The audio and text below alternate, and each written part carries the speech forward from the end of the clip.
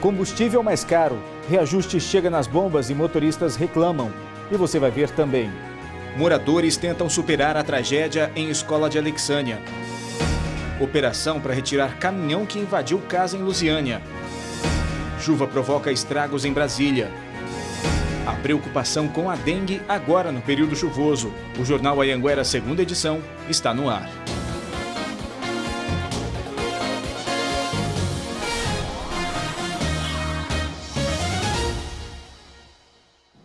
Olá, boa noite. Foi retirado hoje à tarde o caminhão que invadiu uma casa no setor Serrinha. O acidente foi ontem à noite e assustou os moradores. A Avenida Sara Kubitschek, no sentido centro, precisou ser interditada. O trânsito foi desviado.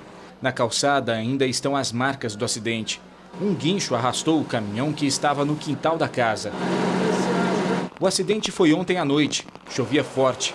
Segundo testemunhas, depois que o motorista estacionou para ir em um supermercado, o caminhão desceu a avenida sozinho. Ele derrubou postes, atingiu outro caminhão e só parou no quintal da casa. Apesar do susto, ninguém ficou ferido. A CELG informou que os postes que foram arrancados já foram substituídos. Funcionários e alunos do colégio onde a estudante Rafaela Noviski foi morta, em Alexânia, ainda tentam superar a tragédia. Hoje, os repórteres Fábio Castro e Vantuir Oliveira entraram na sala onde a adolescente foi assassinada. Uma escola que está desolada. Todos os dias de manhã, os alunos são recebidos pela coordenadora. De manhã. Após, fecha, tranca-se o portão e é só aberto com autorização. Mas hoje não tinha aluno para levar para a sala de aula. A dor ainda é forte demais por aqui. Um choque muito grande, por quê? Foi, como se diz, nós dizemos que foi um dia de filme de terror. Que a gente jamais imaginaríamos que viveríamos isso. Misael Pereira Olair, de 19 anos, pulou o muro do colégio e matou a estudante Rafaela Noviski, de 16 anos, com 11 tiros. Ele está preso e, segundo a polícia, cometeu o crime porque se sentia rejeitado pela estudante. Antes de encontrar Rafaela, o atirador chegou a entrar numa outra sala. Mas uma aluna estava meio sonolenta, com a cabeça baixada. Ele ergueu a cabeça dela, viu que não era ela, procurou alvo por certo. Os alunos que estavam na sala achou que era uma brincadeira e começaram a rir. Até então não tinha, porque eles não estavam com a arma em punho. E saiu daqui e foi para esta sala. O crime aconteceu por volta de 8 horas da manhã nesta sala aqui, a sala do 9º ano A. 33 alunos estudavam aqui no momento. Eles estavam já na segunda aula, uma aula de geografia, quando então foram surpreendidos pelo atirador. A Rafaela estava ali na última carteira da sala. A supervisora conta que quando chegou aqui, já encontrou Rafaela agonizando. Peguei na mão dela, orei por ela, fiquei alguns minutos aqui com ela. Para enfrentar este momento tão difícil, alunos, professores e funcionários estão recebendo aqui na escola a ajuda de 4 psicólogos e 2 assistentes sociais. As aulas só voltam no próximo dia 16. Hoje foi dia de colocar o cartaz avisando sobre o retorno das aulas. Abraços também servem de suporte aos alunos. Esta colega de sala de Rafaela veio buscar a mochila, que ficou para trás na correria, e pedir ajuda aos psicólogos. Fui a última a correr, então eu vi tudo, né? Porque ele ficou na minha frente, eu fiquei com medo de esbarrar nele e ele atirar nas minhas costas. Tô com medo disso acontecer de novo, né? E hoje à tarde, a mãe e a irmã da Rafaela prestaram depoimento.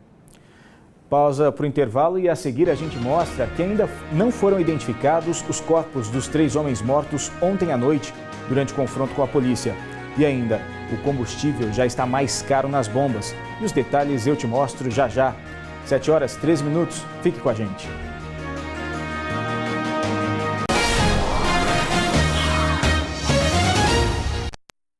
Ainda não foram identificados os corpos dos 3 homens que morreram durante um confronto com a polícia ontem à noite no Jardim P. Quem tem os detalhes é a repórter Berenice Leite. Uma boa noite para você, Berê.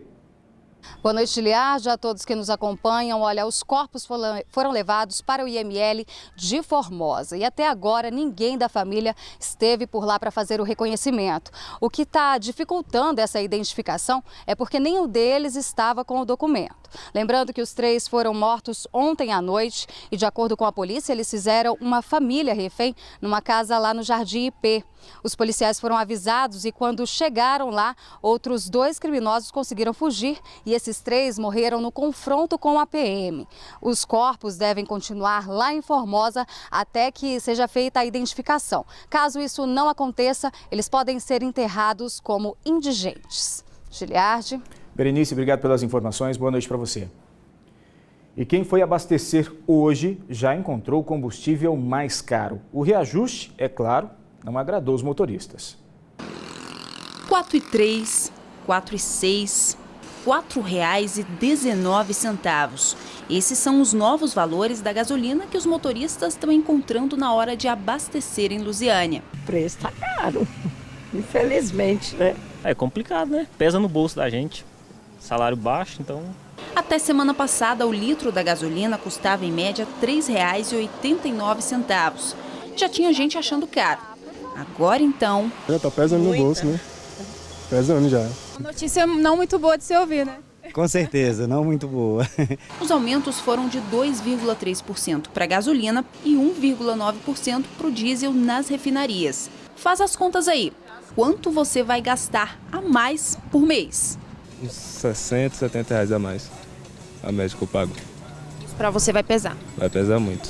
E o motivo do combustível estar mais caro nas bombas é porque a Petrobras autorizou o reajuste dos preços nas refinarias. Com isso, as distribuidoras aumentam os valores para os postos de combustíveis que repassam para o consumidor.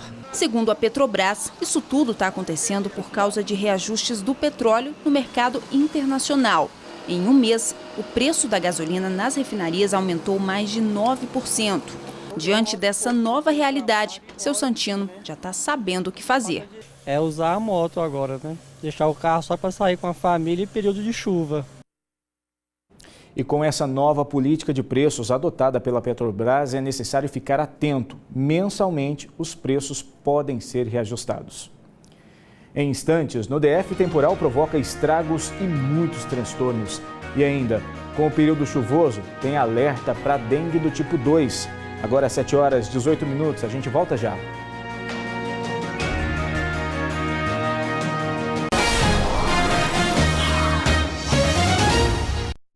E a chuva causou muitos estragos em algumas regiões do DF. As rajadas de vento chegaram a 50 km por hora. Várias casas ficaram sem energia. Na área residencial do Lago Norte, casas ficaram destelhadas. O telhado desta churrasqueira foi parar no chão. Muitas árvores caíram, inclusive em cima de casas. Esta cerca acabou em cima da calçada. Nós recebemos este vídeo de um morador do Lago Norte. O vento derrubou esta porta de vidro e arrastou cadeiras de ferro para a piscina. Uma árvore caiu e atingiu o muro da casa. Aqui neste condomínio privado na beira do lago, os moradores dizem que o vento fez mais estrago do que a chuva em si. Isso aqui é a entrada do condomínio e não tem como passar de carro, porque caiu essa árvore e ela veio puxando tudo. Tem até um cabo de aço da fiação que ela trouxe do poste. Aqui de perto é difícil ver o tamanho do estrago, mas é só afastar a câmera que dá para ver o grande transtorno que a queda dessa árvore está causando para os moradores. Era umas 11 e pouco da noite, começou a chover muito forte do nada. Começou a chover muito granizo, e foi assim, horrível. Foi os 10 piores minutos da minha vida que eu estava sozinha em casa. A energia também acabou no Instituto Legislativo Brasileiro do Senado Federal. Segundo funcionários, folhas e galhos se acumularam em grande quantidade no telhado do Instituto. De acordo com a SEB, foram registradas ocorrências de falta de energia em todas as regiões do DF nessa madrugada. As áreas mais afetadas foram o Lago Norte e a Asa Norte. Hoje pela manhã tinha 1.421 chamados. Os estragos foram causados por rajadas de vento de 50 km por hora. Segundo o Instituto de Meteorologia, durante a madrugada choveu 24 milímetros em menos de uma hora, cerca de 10% de todo o volume esperado para o mês de novembro. No Lago Norte, uma árvore caiu sobre esta banca de revistas na QL 14. A fiação elétrica foi atingida. Na QL 10, árvores enormes se partiram perto de um posto de combustível que ficou sem energia. Mais árvores caíram na asa norte. Na 411, os galhos atingiram esse carro. Os bombeiros foram chamados para o atendimento. Ninguém se feriu. Derrubou muita árvore aqui no plano piloto. O Lago Norte está um caos. Fiação elétrica de alta tensão. O Corpo de Bombeiro está trabalhando, né, dando prioridade assim, ao acesso às residências. E a previsão para os próximos dias é de chuva para toda a região. E tem alerta também de ventos fortes. Com a chegada do período chuvoso, surge a preocupação com a dengue. E é nesse momento que os moradores precisam redobrar a atenção com os quintais e principalmente com os terrenos baldios. Nilson e praticamente toda a família já tiveram dengue. Ele já sabe de onde pode ter contraído a doença. Ao lado de casa existe um terreno baldio repleto de lixo, local ideal para a proliferação do Aedes aegypti. Para amenizar o problema, ele mesmo dá um jeito de limpar o lote.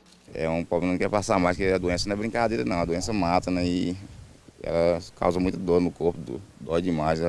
Ele conta que já fez diversas reclamações na prefeitura, só que até agora nada foi feito em relação ao lote. Outro problema por aqui, muitos moradores aproveitam o lugar para jogar lixo. Muita gente joga lixo aí, você fala, mas não resolve nada. O mosquito Aedes aegypti é transmissor de dengue e de outras doenças graves, como zika vírus e chikungunya. Segundo a Secretaria de Saúde do Estado, houve uma redução de 86% no número de casos notificados de dengue aqui em Lusiânia. Mas isso não é motivo para o morador ficar desatento. Nós passamos por um período seco. Muitas das vezes a caixa saiu um pouco, a tampa do lugar, a pessoa ainda não percebeu. E às vezes tem aquele depósito ali nos cantinhos dos lotes que as pessoas esqueceram, aquele ali que é o perigo. Este ano a Secretaria de Saúde está em alerta por causa da dengue tipo 2. É que o vírus está circulando pela cidade. Uma pessoa já foi diagnosticada com a doença aqui em Lusiânia. E a melhor forma de combate ao mosquito ainda é cuidar dos lotes, terrenos, quintais e não deixar nada de água parada em qualquer recipiente que seja. Não deixo água parada, não deixo sujeira. E olha só, o Departamento de Endemias tem um telefone para denúncias. Anote aí, 3621-4448. Por ele, dá para denunciar locais como possíveis criadouros para o mosquito Aedes aegypti. Então anote esse telefone que é muito importante. O Jornal Anhanguera, segunda edição, fica por aqui. Para você uma boa noite e a gente volta a se ver amanhã. Tchau!